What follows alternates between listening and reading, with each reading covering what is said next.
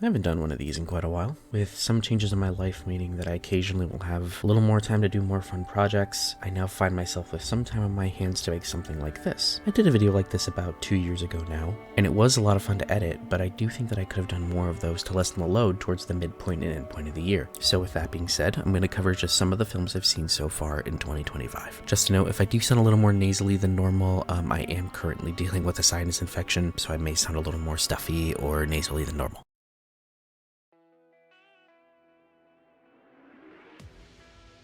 At the behest of my co-host Ernest, I watched the first Den of Thieves pretty early on into the year. He sung its praises pretty highly, and made the bold statement that this film had better shootouts than Heat. Suffice to say that that statement alone got me interested in seeing this film. However, I was mildly disappointed. It's not a bad film by really any stretch, it's just incredibly by the books and bland. The problem is the overbearing length that isn't sustained by its characters. We learn about a couple of them, but as the runtime goes on and we get more and more into this meticulous planning of this heist, scenes start to feel superfluous as it starts to leave the characters behind in lieu of logic. By the end, you don't really know the characters that much better than you did at the start. It's a pretty well made film with a lot of attention to detail, which I appreciate. But the script is the weakest element here, with that ending in particular being ludicrous. It's like a 6 out of 10 for me. In contrast to Den of Thieves 1, I actually enjoyed the sequel. It's overbearing in its length like the first, and just as meticulous in its detail and planning, yet the more limited set of characters allow at least our two protagonists more time in the spotlight. This leads to my most notable praise for the film, the chemistry between Gerard Butler and O'Shea Jackson Jr. The final act is also particularly engaging and well put together. It's just okay as an overall film, with many of the same issues as the first, with many superfluous scenes, lame villains, and a generally boring pace. However, I did somehow manage to enjoy this more than the first. Still a 6 out of 10, but a likable one.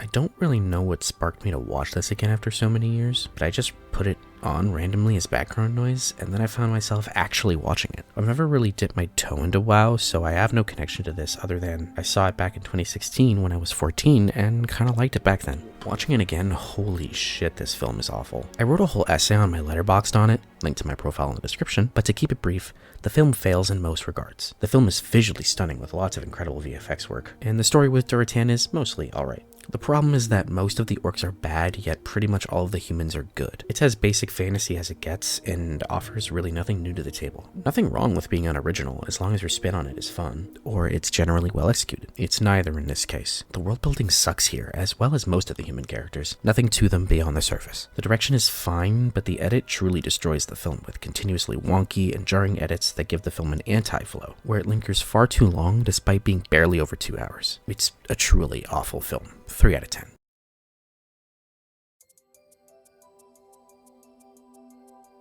Better Man is a bold, brash, and completely unapologetic film that is extremely creative and well directed by Michael Gracie. There's much to praise here, but I kind of left the film feeling rather empty. It's a sad film, where a man got the fame he wanted his whole life, and it caused him to stunt his growth as a person, as well as amplify his massive amounts of imposter syndrome. The film is trying to be as real as possible to the actual person, unafraid of the response it might get from the viewer, which is bold in this day and age with our obsession with relatability and morality. Yet the film unfolds in a pretty typical biopic fashion, despite all the tricks and unique visuals the film features. I was initially pretty distracted by the monkey, but after about 15 to 20 minutes that distraction went away and I was completely taken into the film's visual storytelling, and then promptly bashed over the head with the very visual metaphor of the monkey. It's a pretty solid film overall, and could even get better for me with another watch. 7 out of 10.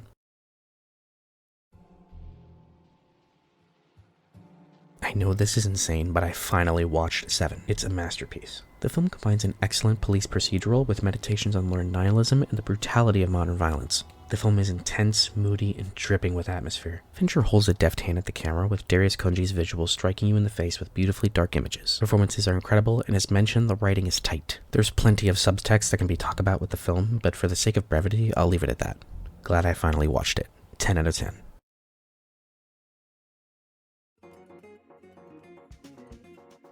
Lee Winnell is a one-trick pony. His fancy direction does very little to keep this film's awful screenplay afloat. Themes and ideas of the film are written plainly in the sand from scene 1, and you can basically put the entire film together immediately. Not inherently a problem, but the manner of which the film progresses is awkward, tensionless, and plainly boring.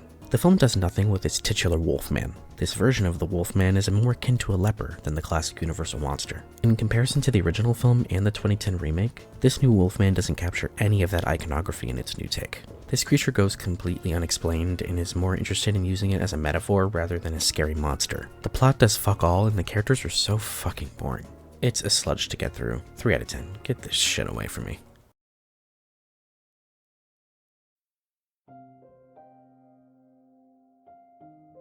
Companion has the subtlety of a brick, but it's a pretty thoughtful, engaging, and at times genuinely heartfelt thriller. The film has a few very notable issues that hold it back for me. One being the pacing of the third act, where the tone becomes increasingly shifted as it bounces from genuine terror to a bit of tongue-in-cheek vibes, with comedy to balance out the thrills. This is present through the entire film, but in the third act I felt it misused that balance and wasn't quite engaging as its previous acts. Generally the pace in that act is a bit slow, as it just keeps going towards the end. And I was wondering how much longer was left in the film. I don't really want to go into many details with it, as it's a film I think is worth discovering on your own. Despite me using that trailer for background visuals here, I do think it's worth avoiding it as much as you can to keep the surprise of the film intact. Overall, a pretty solid film to me, and I gave it an 8 out of 10. I personally adore the first Avenger, as its heartfelt and earnest portrayal of Steve Rogers pairs well with the bombastic and Americana-fueled World War II era action film. It has issues namely with its MCU staple villain problem, as well as plenty of poor VFX and a pretty lackluster final battle. However, that ending is stellar, and easily my favorite ending in the entirety of the MCU, and arguably one of my favorites in all of cinema. I gave it an 8.5 out of 10.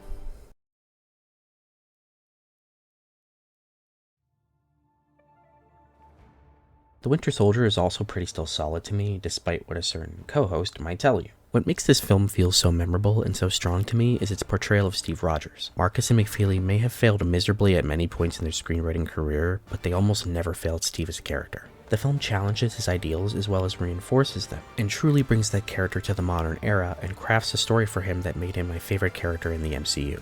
It does have a lot of issues though, namely through its big reveal of Hydra still being around not making too much sense, as well as the sheer amount of plot armor our heroes have in the film.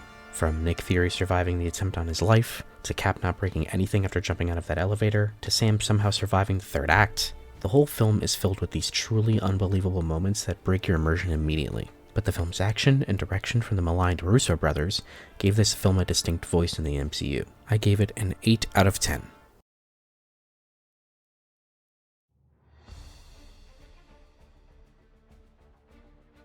In my opinion, is the second best film in the Cap trilogy. I know, sacrilege. Hear me out though. The film's intensely personal stakes make it a much darker and more thematically rich film, where the drama is felt more heavily due to how the writers wrote these characters. The plot is airtight, as it doesn't have as many holes in it as Winter Soldier does, and Zemo is a much better villain here than Alexander Pierce was. But what would have crashed the film is its central conflict. If you didn't buy into that conflict, or bounce between sides or understand their points, the film would have burned.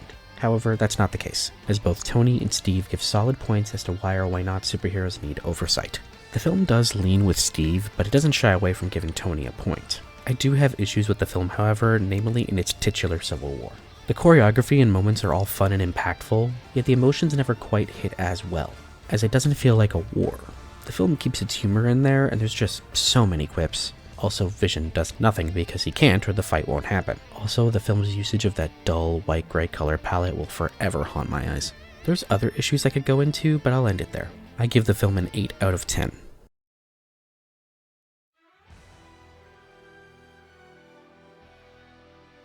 I'll keep it very brief with this series. As I mentioned when I talked about Secret Invasion back in 2023, TV just doesn't work for Marvel. Falcon and the Winter Soldier is clearly made to be watched as one long film, not an episodic TV series. That created the problem of pacing this series out to be TV, and that just didn't work. On top of that, the show is generally kind of bad. It's well put together from a production standpoint, but the writing is very mismatched, deeply flawed, and incredibly unfocused. The series tries to tackle Sam's growth into the acceptance of him being Captain America, as well as how that mirrors Bucky's desire to be normal again, and atone for the sins of being the Winter Soldier. All an interesting idea for a series, but it's wrapped in this other villain plot that's consistently being torn apart, despite the writers clearly wanting you to feel like she has a point, she being Carly. I also didn't really like John Walker all that much on this rewatch, as the writing isn't doing him any favors in my opinion. He becomes lost in this overzealous narrative, is how I'll put it for now. I go into more detail on my Letterboxd review. Shameless plug. The series works in many places, but also fails in many more, as I was thoroughly bored and honestly just sad rewatching this, as it became way more clear to me that I was just in the coping period of my MCU fandom when I watched this the first time. 5 out of 10 for the whole series.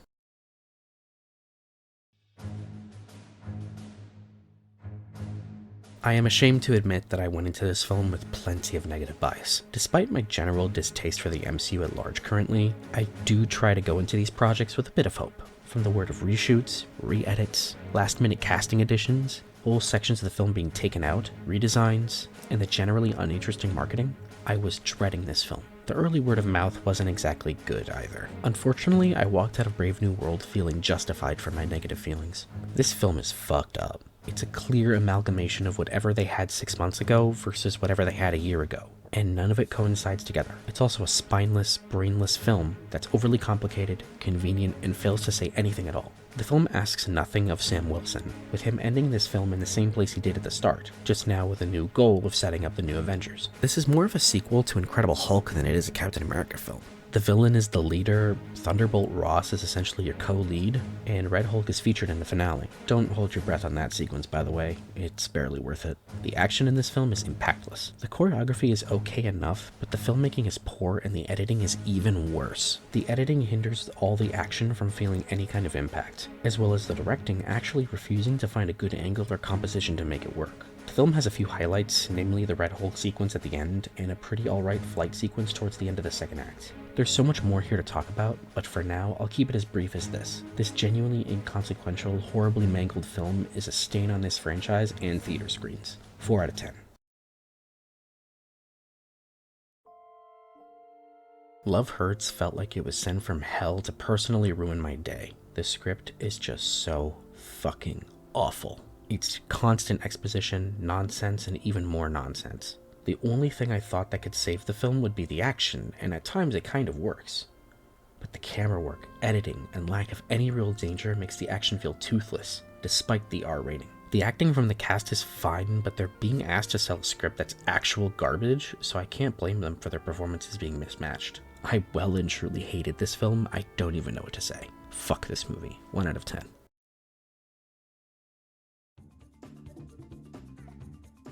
If you recall, I wasn't a fan of last year's Longlegs, directed by Osgood Perkins, though I was sold on whatever he would do next, and here is his next film. In contrast to Longlegs, I enjoyed The Monkey. It's still not very good though. Perkins nails the direction here, as he proves he's just twistedly funny enough to sell this idea, but the script that he wrote seems to have other ideas? Or maybe it's the other way around. Point is, the film's tone often isn't quite matching what's happening on screen. The film really works when it leads into that dark comedy, but when it goes the other way into being completely serious is when it really doesn't work. The writing isn't supporting it, which led to the second half really dragging for me. The third act also just didn't work for me at all. Theo James is great, and the comedy works very well, but because of its inconsistent tone, the film struggles to find that balance and make something really good. Didn't dislike it, but certainly wanted it to be better. 6 out of 10.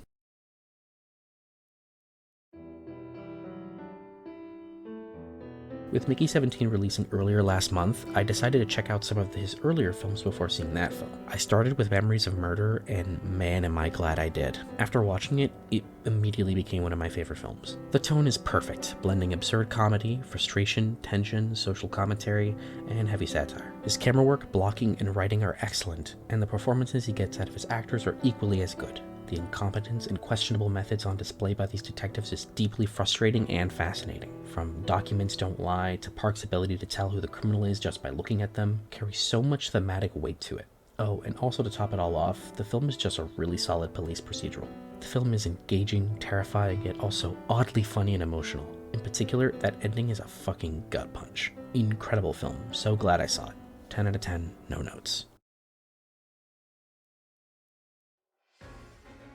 Of the films I've seen of his, this is easily his most muddled script. There's too many ideas going on here, and not enough focus on Mickey as a person. The tone felt right, and the zaniness was of no issue to me. But the film just didn't work as well for me as I would have liked. The satire is about as heavy-handed as it can get from Bong, at least in his English language films. The film has plenty of social and political satire, much of it coming from the divisive portrayal of Mark Ruffalo's Kenneth Marshall. Director Bong swears that the character wasn't inspired by any one person in the real world, and while I do believe him, I don't think Mark Ruffalo got that message. Ruffalo plays him entirely as a Trump caricature, removing him of any semblance of humanity, and plays him as cartoonishly as possible. It didn't particularly bother me, but he is easily the weakest link in the film from a performance standpoint. The thing holding this film up is Robert Pattinson's performance as the Mickeys. This man is a chameleon capable of portraying whatever. His empathy as a performer helps make Mickey so rootable. You feel for this guy every bit of the way through, and that is being carried by Pattinson's ability to fill this guy with so much life. The script he's supporting is very messy and has way too much going on, and probably has too many messages being developed where no single one has enough time to truly ruminate. The film is incredibly well shot, however, as well as just being a very solid production. It's a pretty good film, all things considered. It just misses the mark in enough places for me to call it the worst of Bong Joon-ho's films that I've seen. 7.5 out of 10.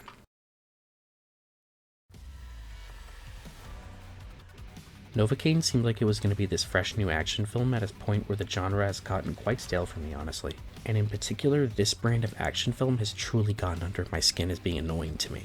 And unfortunately, Novocaine didn't exactly remove that feeling. The film has a strong performance from Jack Quaid, who gives it his all in making this work, and damn near does, purely on his own merit. But the film lacked so much creativity in its action, where they barely make use of the gimmick of the protagonist not being able to feel pain. By the middle point of the film, I was feeling kind of done with it, as everything past the first 45 minutes to an hour of the film are tired and been done for. It's not a terrible film by any stretch. It almost gets by on Jack Quaid alone. It's just such a missed opportunity. I wanted it to be better. 5.5 out of 10. And there we have it. That's many of the films I've seen so far this year. If you want to know more of what I've seen, or just to get some more details on some of the films noted here, go ahead and take a gander at my Letterboxd. That I have, not so subtly, been plugging this whole video. I kid, but I do truly appreciate anyone who gives it a look. With that, I thank you for watching, and we'll see you soon enough.